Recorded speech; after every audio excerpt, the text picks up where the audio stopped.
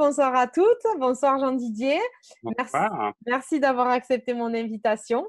avec plaisir. Je voulais ce soir qu'on parle du paranormal parce que Oui, c'est des choses qui font peur à beaucoup de personnes. C'est des choses oui, qui apportent beaucoup d'interrogations aux gens. Et comme vous êtes le spécialiste du paranormal, il me semblait logique de vous inviter pour pouvoir en parler. Voilà. oui. Donc, je vous demanderai une toute petite présentation pour que les gens vous connaissent un peu plus, les gens qui n'ont pas l'habitude de vous connaître, voilà, qu'ils puissent vous connaître un peu plus. D'accord. Alors moi, effectivement, je suis médium depuis pas mal d'années puisque j'ai une sensibilité qui s'est mise en place à l'âge de 15 ans. En fin de compte, c'est au moment où j'ai capté beaucoup de choses dans ma vie et puis malheureusement quelque chose d'assez dramatique puisque j'ai capté le décès de ma maman. Et c'est comme ça que je suis devenu médium parce que des choses se sont réalisées, se sont mises en place. Et après, effectivement, ça m'a suivi un peu tout au long de mon parcours. Et j'avais besoin de communiquer sur ces choses-là, sur tout ce qui est l'étrange, le paranormal. J'y suis arrivé petit à petit, progressivement. Ça fait quand même maintenant plus de 30 ans que je suis dans ce métier, donc j'ai eu le temps effectivement d'explorer beaucoup de choses euh, et beaucoup de lieux sur lesquels je me suis rendu pour aller capter un petit peu, scanner les endroits, les lieux pour voir ce qui s'y passait. Et c'est vrai que je suis devenu par la force des choses un petit peu un expert, parce que quand on a 30 ans d'expérience dans ce domaine, à force d'aller dans les endroits pour les capter et puis pour voir ce qui s'y passe, on finit par acquérir une certaine expérience, quoi. Il y a une sensibilité particulière aussi, non? Oui, alors il faut savoir que le médium, c'est quelqu'un qui a non pas une sensibilité, mais une hypersensibilité. C'est-à-dire qu'effectivement, on a la faculté de capter, de ressentir les lieux, mais d'une façon un peu exacerbée. C'est-à-dire que vous ou une personne lambda qui va déjà capter des choses, ça va être important pour elle, mais pour un médium, c'est décuplé par 10, 100 ou 1000 selon ce qui s'y passe. Et des fois, on peut être complètement envahi soit par les énergies, soit par l'émotion. L'émotionnel joue un rôle aussi très important par rapport à tout ce que l'on capte et tout ce qu'on ressent dans les endroits et surtout aussi quand on est en contact avec les gens. D'accord. Vous faites, vous êtes encore en activité là? Moi, je suis encore en activité, oui, pour quelques mois. Je pense prendre ma retraite d'ici la fin de l'année, puisque voilà, ça. Mais je pense que je décrocherai pas complètement et totalement, parce que quand on est dans ce métier, on décroche pas en totalité, quoi. Mm. Et donc, du coup, vous, le paranormal, vous le définissez exactement comment? Alors, paranormal, ça veut dire effectivement toutes les choses qui ne sont pas à l'origine de choses normales, tout simplement, et de choses que l'on peut, sur lesquelles on peut mettre une étiquette ou un nom, ou sur le plan scientifique où on peut avoir des expérimentations qui confirment que les choses se répètent dans le temps. Moi, j'ai souvent travaillé avec des psychiatres, avec des psychologues ou avec des scientifiques. Et en fin de compte, le scientifique, lui, il a besoin pour valider une expérience qu'elle puisse être répétée dans le temps. Ce qui est un petit peu compliqué pour un médium ou pour un endroit ou pour quelque part où on se trouve, voilà, restituer systématiquement et tout le temps la même fréquence, la même chose et les mêmes ressentis et les valider, c'est quelque chose qui est toujours très compliqué et c'est pour ça qu'on n'est jamais d'accord entre scientifiques et gens du paranormal. Donc le paranormal, en fin de compte, c'est des choses qu'on n'arrive pas à définir et sur lesquelles on n'arrive pas à poser un nom, quoi. D'accord, d'accord. Ça fait autant sur la personne que sur des lieux, sur… Tout à fait, tout à fait. Alors après, la médiumnité, elle est sous plusieurs angles différents, puisque quand on parle, par exemple, de capter l'énergie ou la sensibilité d'une personne, on est plus effectivement sur les ressentis, sur l'intuition, sur sa sensibilité. On est également sur de la clairvoyance ou de la clairaudience, donc ce qu'on va entendre ou ce qu'on va voir par rapport à une personne. Mais on peut l'appliquer de la même façon à un lieu voilà, moi, quand je vais dans un endroit, j'aime bien être neutre, c'est-à-dire ne pas savoir ce qui s'est passé dans cet endroit-là et ne pas avoir d'indication pour qu'on ne me dise pas après, bah, c'est facile, on vous a aiguillé, on vous a mis sur la voie, on vous en a parlé. Donc là, voilà, c'est important d'être complètement neutre et indépendant par rapport à ça. Et scanner vraiment complètement le lieu, l'endroit sur lequel on se trouve pour capter, voir s'il y a, généralement quand on me fait venir dans des endroits comme ça, c'est pour voir s'il n'y a pas une entité, hein, s'il n'y a pas un Mmh. fantôme, ce qu'on appelle un peu vulgairement maintenant, depuis quelques années, chasseurs de fantômes. Voilà, il y a beaucoup de personnes et beaucoup de groupes de jeunes qui se sont mis à faire ce genre d'expérimentation, des vidéos sur YouTube et un petit peu partout, même sur des chaînes de télé, on commence à voir ce genre de choses. C'est une activité qui est devenue très à la mode, on va dire, Oui. quoi. Mmh, mmh, mmh. Vous avez tous les appareils? Non, vous n'avez pas d'appareil, vous y allez avec votre Alors moi, propre ressenti? je travaille avec les deux. Je travaille effectivement avec ce qu'on appelle le thermomètre à visée laser, ce qui Oui. permet de mesurer les températures, parce qu'on sait maintenant par expérience que les fantômes se trouvent, ou les entités se trouvent toujours dans des endroits où il y a une différence de température. Il y a une chute de température qui n'est pas très importante, qui est de l'ordre de 4-5 degrés grand maximum, mais ce qui est déjà significatif. Donc, ça permet de savoir si effectivement il y a une entité ou un fantôme dans un endroit. Et puis après, on va travailler avec des appareils à fréquence magnétique pour voir si les ondes magnétiques sont perturbées ou pas, parce que les fantômes ou les entités perturbent ces champs magnétiques. Donc, on a des appareils qui permettent de contrôler ça aussi. Mais moi, je fais partie des chasseurs de fantômes qui utilisent plus l'intuition qu'autre chose, quoi. Ça s'apprend, être chasseur de fantômes? Oui, ça s'apprend comme on apprend à développer son intuition. C'est exactement la même chose. Par contre, je pense qu'il faut une certaine dose de sensibilité déjà présente au départ. Il faut aussi être attiré par ça, avoir envie d'aller à la découverte de tout ça, de comprendre les mécanismes de tout ce qui se passe. Et il faut être sensibilisé, en fin de compte. Si on n'est pas sensibilisé, c'est sûr que ça ne marche pas. Quand on fait ce genre d'expérimentation, un petit peu comme un jeu de société, à la fin d'un bon repas, juste pour dire allez, on va rigoler, on va voir s'il y a des entités, généralement ça se passe pas très bien et généralement les entités qui sont là se manifestent de façon très violente, et ce qui fait qu'on a des phénomènes paranormaux justement qui s'amplifient à ce moment-là parce que, en fin de compte, les jeunes parce que c'est souvent des jeunes qui s'amusent à faire Oui. ce genre de choses, n'ont pas la qualification ou n'ont pas un médium expérimenté à leur côté qui va leur permettre de gérer un petit peu tous ces phénomènes. Donc après, c'est un peu la débandade et souvent on les récolte et on les retrouve dans les cabinets de consultation parce qu'ils sont paniqués, parce que dans les jours qui suivent, en fin de compte, les entités, quand elles ont été chahutées un petit peu ou quand on a essayé de rentrer en contact avec elles, une fois qu'on a ouvert la porte, si vous voulez, elle continue à vouloir essayer de rentrer en contact avec quelqu'un. Donc, si ça ne se fait pas, ça va se manifester par tout un tas de choses et de phénomènes paranormaux, comme des portes qui claquent toutes seules, des lumières qui s'éteignent, des télés qui s'allument, des ampoules qui explosent. Enfin, voilà, c'est toute la kyriade de tous les phénomènes paranormaux que l'on connaît un petit peu tous, quoi. Oui. Doit-on en avoir peur? Alors, c'est la légende, les fantômes qui font peur. C'est dans les films d'horreur, c'est dans tous ces genres de choses. En fin de compte, le fantôme ou l'entité, elle, quand elle rentre en contact avec nous, c'est dans un but précis, c'est de connaître et d'avoir des informations qu'elle n'a pas, elle, cette entité, et qu'elle a envie de connaître ou de développer ou de savoir. Donc, c'est plutôt dans une quête et dans une recherche personnelle et spirituelle. Ce n'est pas pour faire peur, c'est pour attirer l'attention. Alors, quand il y a des phénomènes paranormaux dans une maison, c'est pas pour faire fuir les gens, c'est pas pour leur faire peur, c'est simplement un moyen de contact, un moyen de rentrer en contact avec quelqu'un pour dire voilà, je suis là, j'existe, je suis coincé ici, il faut m'aider, il faut venir me secourir, en fin de compte. C'est un appel à l'aide, c'est un appel à l'aide. D'accord. Donc il faut vraiment l'entendre comme un appel à l'aide. Exactement. Et il ne faut surtout pas en avoir peur, parce qu'il n'y a pas de peur à avoir, parce que foncièrement, les entités, les fantômes ne sont pas méchantes. Tous les chanteurs de fantômes vous le diront. Les entités ne sont pas méchantes et elles ne veulent pas le mal. Du coup, quand on se sent pas bien à la maison ou qu'il y a des phénomènes comme ça, on appelle des gens comme vous.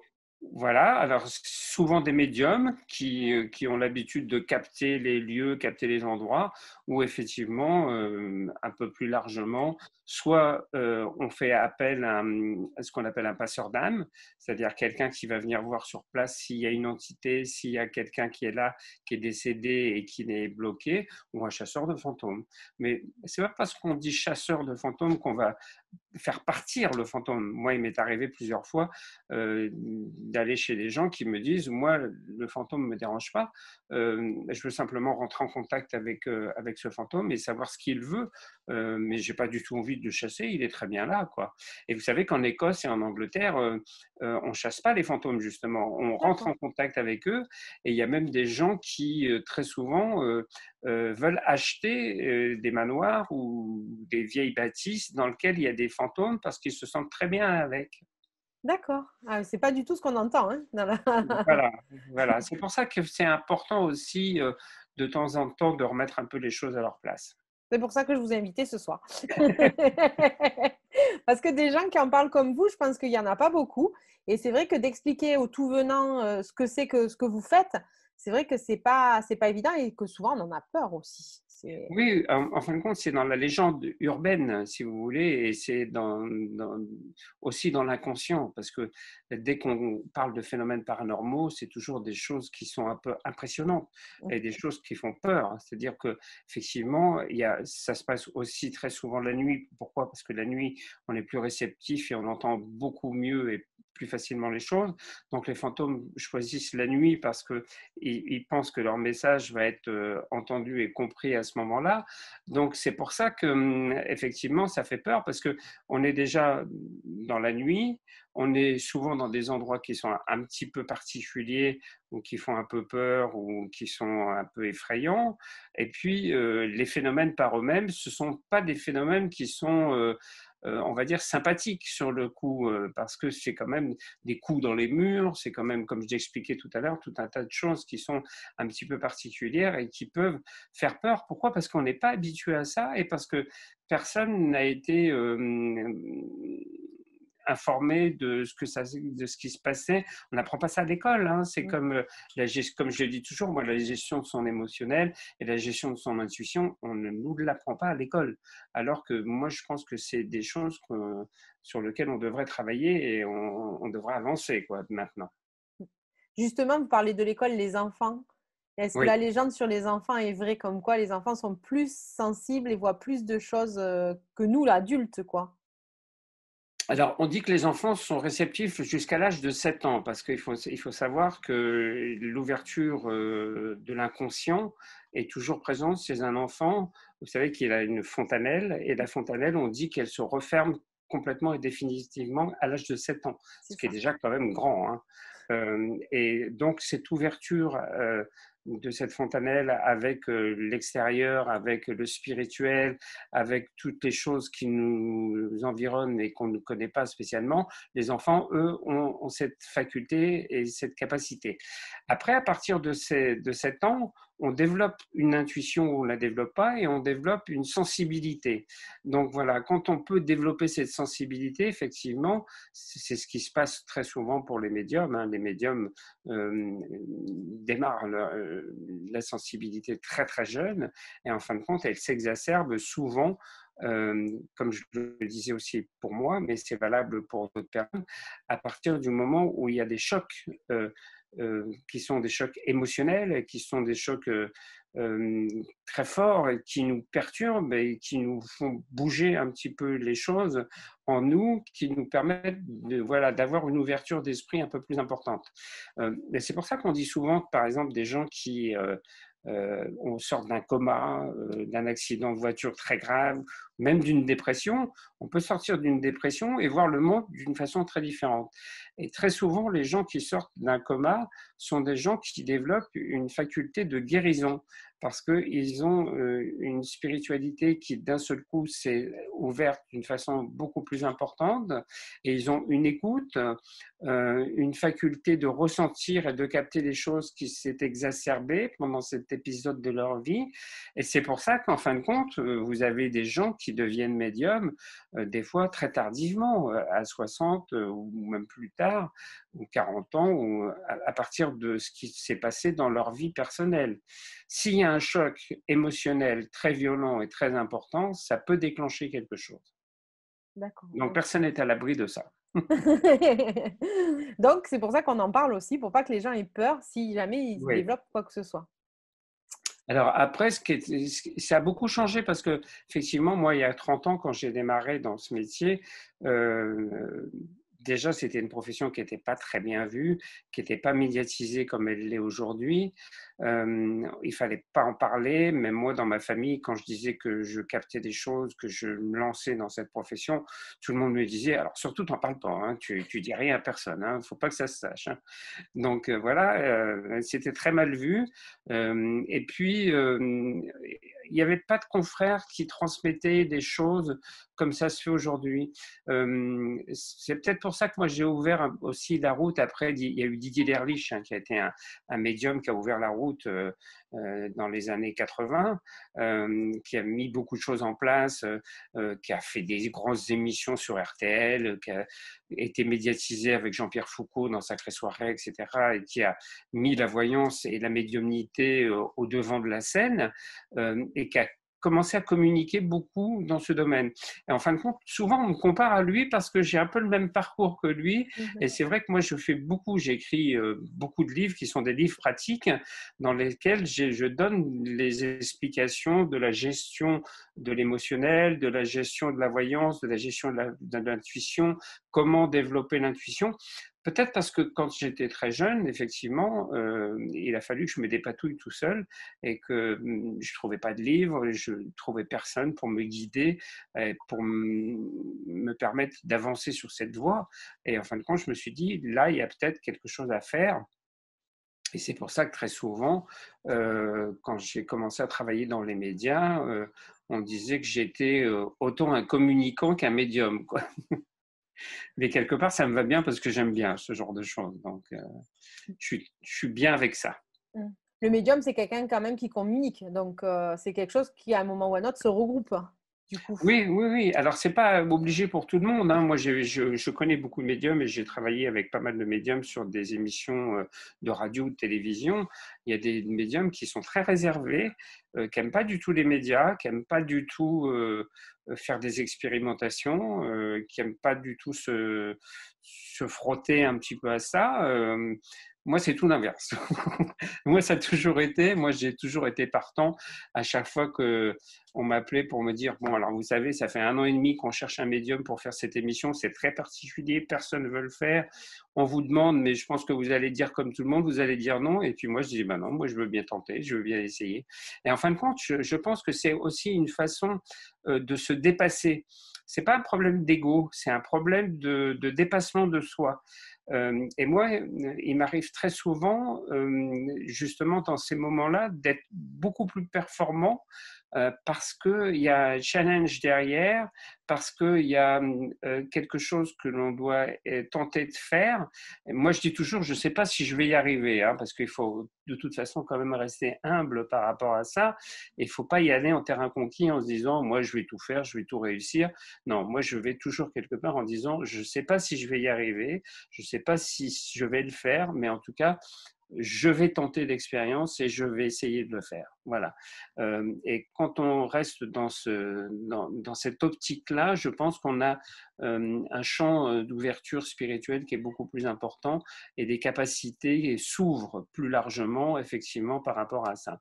Et puis, je pense que c'est important aussi de démontrer des choses, justement en télévision ou en radio, de dire, voilà, on est capable aujourd'hui, un médium est capable de faire ça, de rentrer en contact avec des personnes décédées, de capter des endroits et de le démontrer visuellement.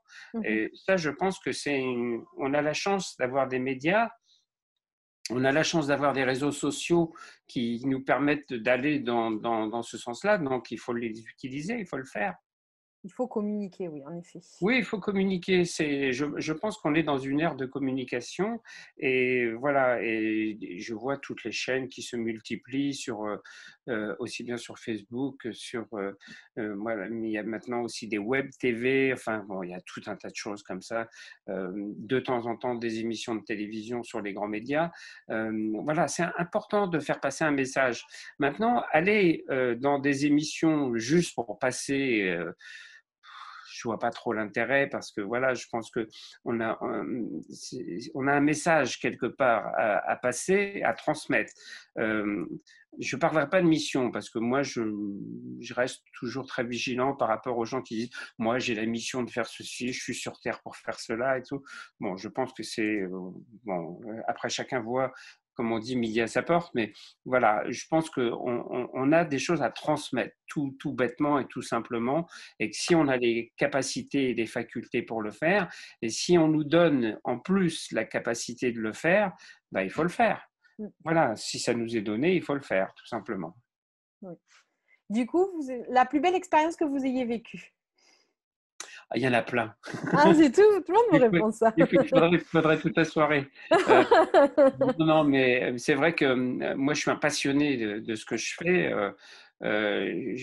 J'adore mon métier, j'adore ce que je fais parce que c'est tout le temps nouveau, c'est tout le temps des contacts différents, c'est un relationnel qui se tisse avec les gens, qui est important. Moi, j'ai vécu une très belle expérience, en fin de compte, et c'était il y a 20 ans. On m'a proposé de faire une croisière de la traversée de l'Atlantique. Et donc, ça voulait dire qu'on était 15 jours, parce qu'on était sur un bateau qui n'était pas immense, ce n'était pas des gros paquebots comme on a maintenant, où il y a 700 personnes ou 1000 personnes sur les paquebots. Là, c'était un paquebot où on était à peu près 300 personnes. Et en fin de compte, sur ce bateau, donc il a mis 15 jours presque, enfin pas tout à fait, à peu près 12 jours pour traverser l'Atlantique. Et en fin de compte, pendant ces 12 jours-là, j'étais en contact permanent avec les gens qui étaient à bord pour des initiations, pour des consultations de voyance, pour des conférences, pour transmettre des choses. Et en fin de compte, tous les jours, on tissait un lien particulier avec ces gens, ce qui fait qu'au bout de ces presque 15 jours, on avait l'impression de bien se connaître et on avait l'impression de s'être apporté. C'est ce que je disais toujours, c'est que j'avais l'impression que les gens m'avaient apporté autant à moi que moi je leur avais apporté. Et ça, c'était un échange qui, pour moi, est primordial, est important. Voilà, j'ai employé le terme d'échange. Et l'échange, c'est ce qui est le plus important pour moi. Et effectivement, c'était une très belle expérience parce que je suis sorti de ces 15 jours-là, parce qu'il faut savoir que pendant 15 jours, on ne peut pas mettre le pied dehors, on ne peut pas se dire j'ai envie de descendre du bateau, donc je descends du bateau, on ne peut pas toucher la terre ferme, on est pendant 15 jours parti.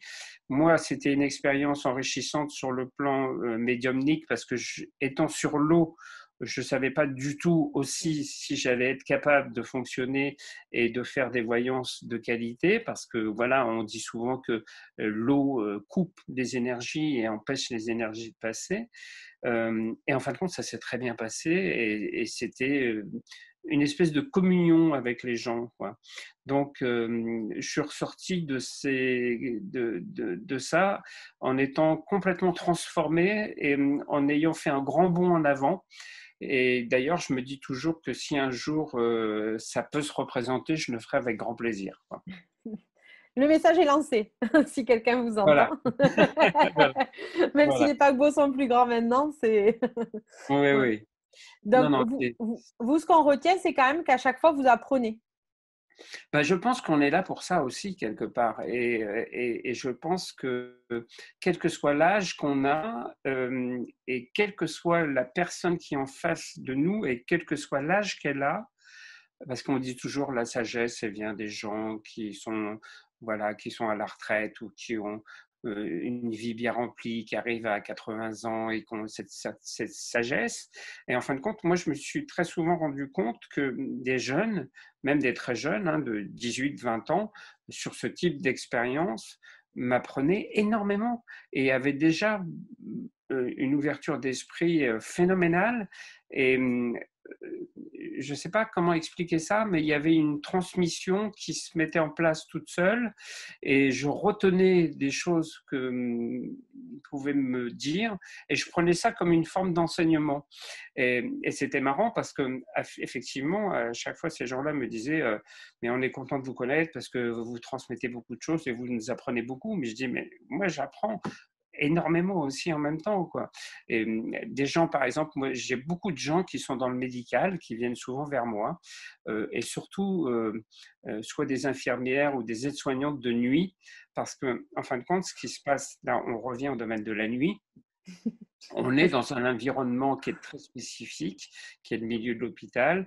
On est dans la nuit. On est dans des endroits où on soigne les gens. Les gens sont souvent pas très bien, sont un peu angoissés et ils sont mal et ils se livrent plus facilement parce que la nuit, ça se prête à ce genre de choses. Et souvent, en fin de compte, ces personnes-là, du monde soignant, se retrouvent confrontées à des phénomènes en même temps qui sont aussi paranormaux et ils viennent me voir après en consultation me disant, voilà, cette nuit, j'étais avec un patient et il s'est passé telle chose et je ne comprends pas du tout ce qui s'est passé, pourquoi ça m'arrive à moi, etc. Et, tout. Et c'est toujours très intéressant aussi parce qu'il y a beaucoup à apprendre aussi de tout ça, quoi. Moi, je pourrais vous en parler si vous voulez. Donc, vous comprenez très bien ce que je veux dire. Ah oui, je comprends totalement. Moi, des ascenseurs qui se mettent en marche à 3 heures du matin alors qu'il n'y a pas de raison, oui, j'ai Oui. connu des gens qui vous appellent en pleine nuit en vous dire ben, j'entends un bébé crier, vous ne pouvez pas dire à la dame d'arrêter de se. Alors qu'on est en service de gérontologie. Oui, oui, Oui, je connais tout ça. Oui, oui. voilà. Donc, voilà, donc c'est. Donc, vous comprenez très bien ce que je veux dire quand Ah oui. j'explique que des gens du monde des soignants, comme je les appelle, moi, viennent me voir en me disant, voilà, je suis confronté à telle chose, expliquez-moi un peu comment je peux gérer ça et ce que je peux en faire, quoi.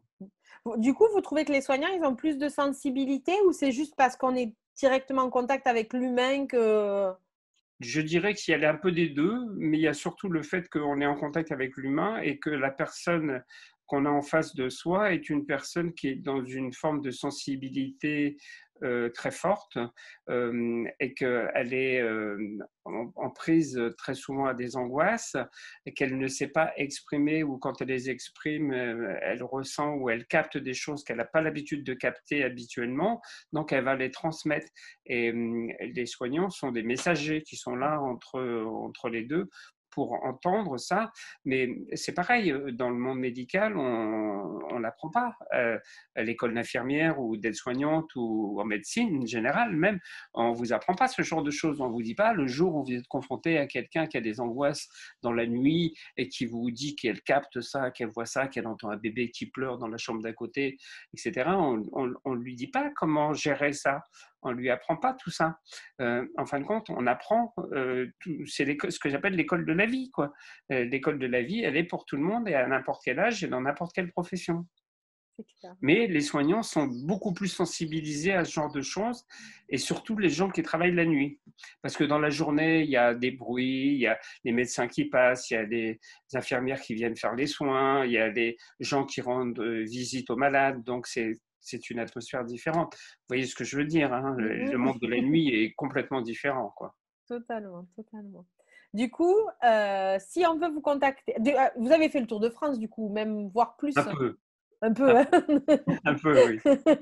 Voire même plus, non? On vous a déjà appelé à Oui, alors l'étranger? moi, je suis allé, j'ai fait beaucoup. Le Portugal est un pays qui est très intéressé par tout ça.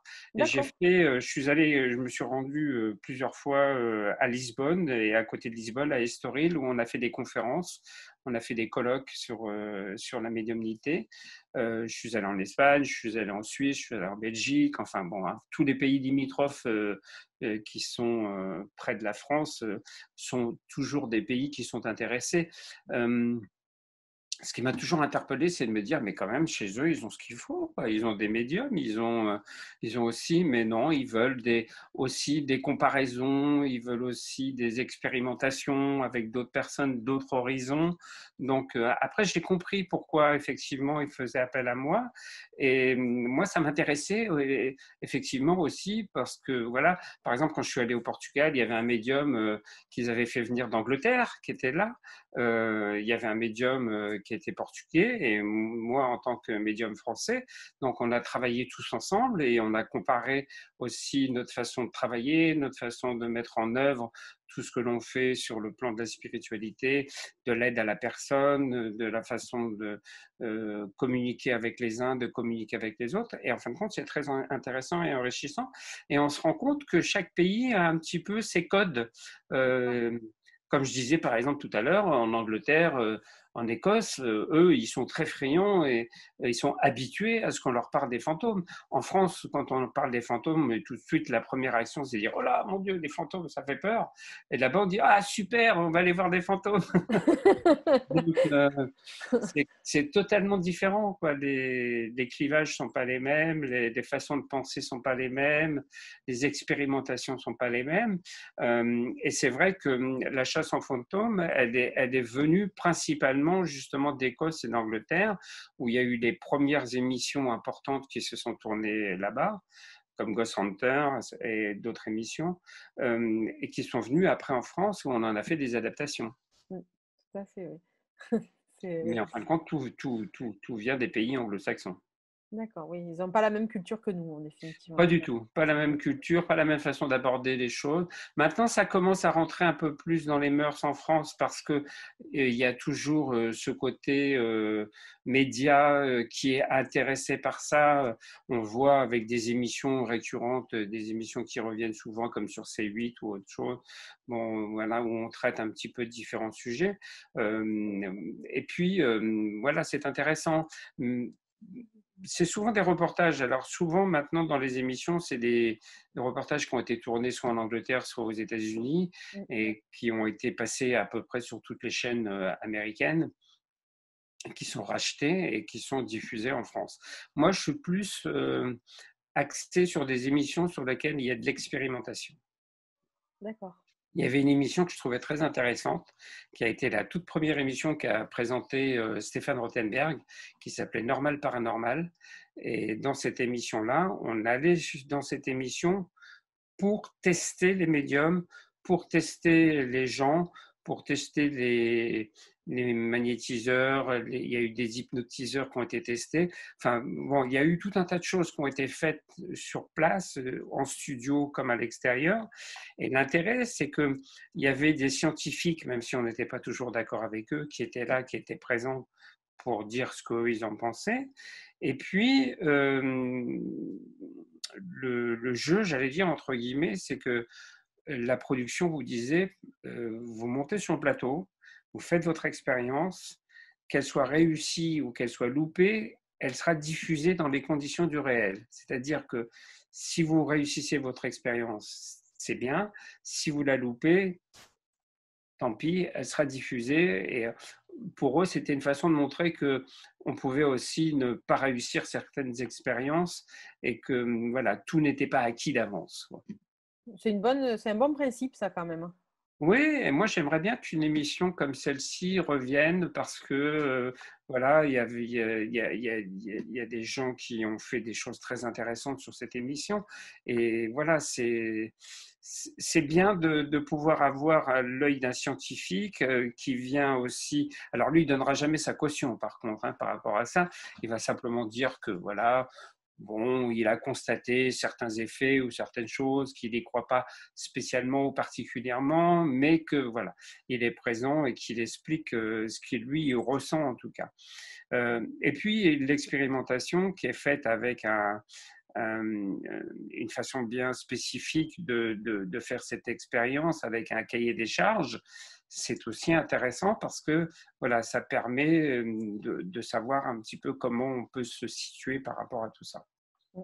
Oui, c'est vrai que c'est Mais il intéressant. y a des gens qui n'aiment pas du tout faire ça, hein, comme je vous le dis, dans ce métier, il y a des gens qui disent, moi, je n'ai pas besoin d'aller montrer de quoi je suis capable dans les médias, ou j'ai pas besoin de ça, ou j'ai pas envie d'être exposé, ou j'ai peur du risque, peur de se planter, parce que voilà.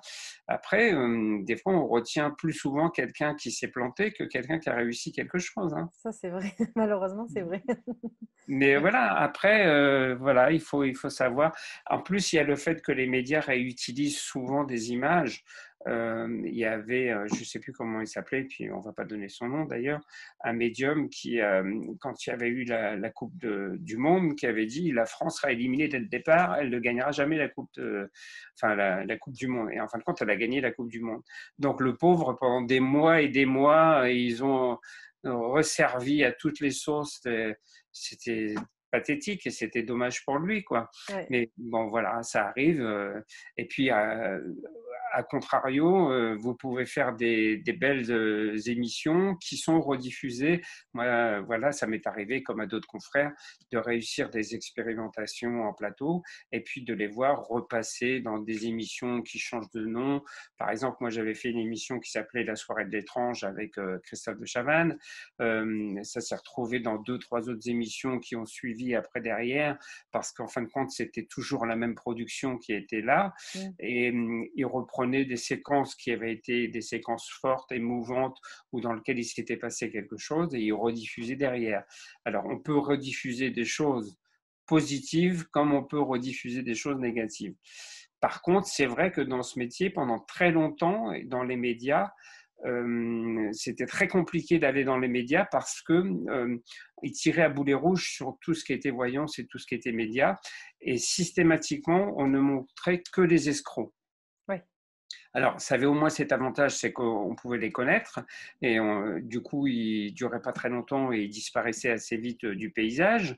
Mais par contre, ça avait un côté quand même un peu gênant, c'est que systématiquement, tout ce qui était astrologie, voyance, tarologie était mis dans le même sac, et les magnétiseurs aussi. Et du coup, après, c'était compliqué pour tout le monde de faire sa place, quoi, parce qu'on mettait tout le monde dans le même panier. Mm. Du coup, les livres aussi, ça a été quelque chose d'important pour vous pour pouvoir transmettre? Oui, parce que c'est une possibilité justement de transmettre quelque chose aux autres, et puis c'est une possibilité aussi voilà, moi par exemple, j'ai pendant 30 ans travaillé sur le tarot de Marseille. J'ai développé une technique particulière et une façon de travailler sur ce tarot. Le tarot de Marseille, c'est le plus utilisé en matière de voyance, hein, c'est celui qu'on connaît le plus, c'est celui qui est la référence des voyants et des médiums. Euh, Ça a toujours été ce qu'on appelle pour moi un support divinatoire, et qui a été toujours mon support divinatoire. Moi, je prends le tarot comme étant quelque chose qui permet de déclencher des flashs. C'est un peu ce que faisait Didier Derlich d'ailleurs à l'époque.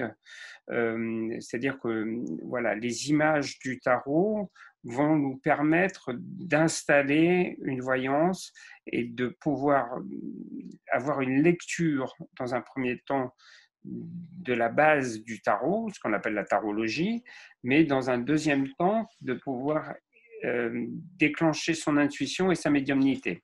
D'accord. Donc, ça veut dire qu'après, on laisse la médiumnité prendre le pas là-dessus. Donc, moi, j'explique tout ça dans un livre qui est sorti en 2017. Et c'est pareil, ça a été une grosse surprise parce que mon éditeur m'a dit on va faire un livre de poche parce que ça sera plus pratique, ça sera plus simple, et puis ça sera plus efficace. Et moi, pour une fois, j'y croyais pas. Et je me disais, bon, je vois pas trop l'intérêt parce que des livres sur le tarot, il y en a déjà énormément, et mon éditeur me dit si, il faut faire un livre sur le tarot, j'ai des idées bien précises sur ce livre, avec tes idées on va construire un livre pratique qui va être un livre initiatique dans lequel les gens vont apprendre à tirer le tarot, et pour ceux qui le connaissent, à développer leur côté médiumnique, et ça devrait marcher. Et effectivement, ce livre est devenu un peu un livre de référence. qui est un best-seller. On est à plus de 12 000 exemplaires du livre, donc c'est un livre qui marche très très bien et qui va continuer à se vendre parce que les livres pratiques, c'est pas comme les romans. Les livres pratiques, ils continuent à vivre tout le temps, qui sont là et qui sont proposés en rayon. Donc, c'est ça qui est intéressant.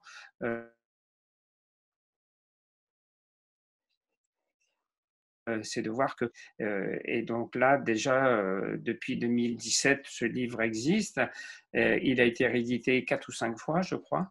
On doit être à la 5e réédition et ça va continuer. Donc, c'est aussi ce côté intéressant de transmission et du coup, ça suscite aussi un intérêt avec les gens qui rentrent en contact avec moi pour me demander plus d'informations ou pour demander des précisions sur des façons d'interpréter le tarot ou de faire des tirages. Donc là, c'est complémentaire. Tout ça est complémentaire. C'est génial. Du coup, si on veut retrouver vos livres, on tape Jean-Didier Colin, on retombe sur vos livres. Alors attention, il faut se taper juste Jean Didier parce que Ah oui, Colin, Jean-Didier. Oui. voilà, parce que Colin, c'est un nom qui est déjà utilisé par un autre astrologue parce qu'on a le même nom, on est homonyme. Donc moi, c'est pour ça que mes livres, ils se font juste sous le nom de Jean Didier. Votre site internet aussi, du coup, c'est que Jean Didier. Voilà, le site internet, c'est jeandidier.com. Donc voilà, on peut c'est vous très contacter simple. par ce biais? Oui, oui, tout à fait. Moi, j'ai un Facebook aussi, hein, comme beaucoup de personnes. Donc, on peut me contacter soit sur le Facebook, soit sur le site internet ou alors par YouTube. C'est pareil. Moi, j'ai une chaîne sur YouTube. Enfin, voilà, tous les moyens de communication que l'on a maintenant. Voilà, je suis un peu partout. On peut me retrouver assez facilement. Donc, du coup, il ne faut pas hésiter à venir vers vous si on a des interrogations ou des choses comme ça. Oui, oui, moi je suis quelqu'un de très ouvert et donc voilà, quand on a des questions à me poser, j'ai souvent aussi beaucoup de gens qui se lancent dans la profession et qui viennent vers moi pour avoir des conseils pour pouvoir s'installer, pour savoir comment faire, pour ne pas se tromper, pour ne pas faire d'erreurs, pour être sur un bon cheminement, bien interpréter les choses et les mettre en valeur. Voilà, maintenant, moi, j'arrive à une période de ma vie où je vais être plus dans la transmission, parce que voilà, dans quelques années, je vais arrêter un peu plus les choses. Je vais continuer à écrire parce que écrire, bon voilà, j'adore ça. Et puis les contacts avec aussi les réseaux sociaux, c'est quelque chose qui me plaît, qui m'intéresse. Mais par contre, c'est vrai que je vais arrêter de consulter à la fin de l'année. Oui, Parce que j'estime que quand on a fait 30 ans oui. de consultation, c'est déjà énorme, mais c'est très épuisant, c'est très fatigant. C'est vrai qu'actuellement, il y a beaucoup de gens qui cherchent des tuteurs par rapport à tout ce qui se passe comme phénomène. Ouais. Oui. Mais l'intérêt de tout ça, c'est que c'est une profession qui ne laisse pas indifférent. Il y a des gens qui vont dire on n'aime pas ou ça ne m'intéresse pas, mais ils vont donner leur avis quand même par rapport à ça. Et à côté de ça, depuis quelques années, il y a quand même une ouverture d'esprit très importante qui a commencé aussi avec le bien-être, mais aussi avec le bio. Et tout ça, ça a dérivé sur la spiritualité, sur toutes ces choses-là qui font que maintenant, en fin de compte, tout ça forme un tout. Et on est sur ce qu'on appelle depuis quelques années le développement personnel. Le développement personnel, c'est se prendre en main pour évoluer sur des plans spirituels et sur des plans personnels. Et voilà, et ça, c'est intéressant, quoi. Ben, merci pour tout. Si vous aviez une conclusion à faire ou un mot à dire aux personnes qui nous écoutent ce soir, qu'est-ce que vous auriez envie de dire? Là, c'est Alors, moi, que pour j'aurais vous. envie, voilà, moi j'ai envie de dire aux gens qu'il faut toujours faire confiance à son intuition. Vous savez, on est tous passés par cette chose qui nous est arrivée au moins une fois dans notre vie, d'avoir un choix à faire et d'avoir une première idée qui vienne à l'esprit, comme ça en se disant naturellement, il faut que j'aille dans cette voie. Et puis à partir du moment où on commence à se dire, ah oui, mais alors il faut que j'y réfléchisse quand même. Et quand on y réfléchit, généralement on change d'avis, on prend une deuxième voie. Et quand on a la réponse à l'interrogation qu'on avait, à la direction qu'on devait faire, généralement, quand on est parti dans l'intellect, on se trompe. Et qu'est-ce qu'on se dit? Si j'avais su, j'aurais écouté ma première intuition. Et ça, il n'y a pas une personne qui n'a pas dit ça une fois dans sa vie. Ça veut dire quoi? Ça veut dire qu'effectivement, il faut toujours faire confiance à son intuition. Et la première chose que l'on ressent, le premier contact qu'on a avec quelque chose qui nous donne une réponse, il faut toujours l'interpréter comme quelque chose de fiable, parce que c'est la pure intuition.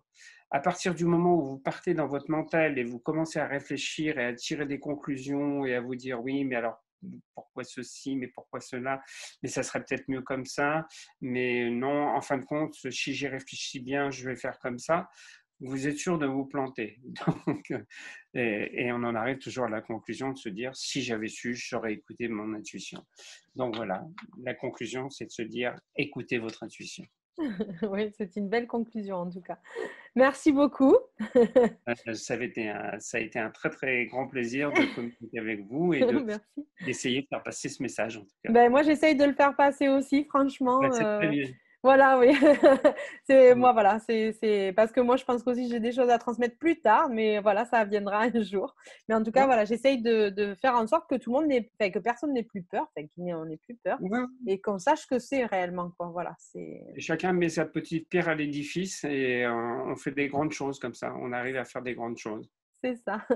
Ben, merci beaucoup. Merci Bonne, encore et à bientôt. bonne soirée, à très Bonne bientôt. soirée à tout le monde. Merci. Au Au revoir. revoir.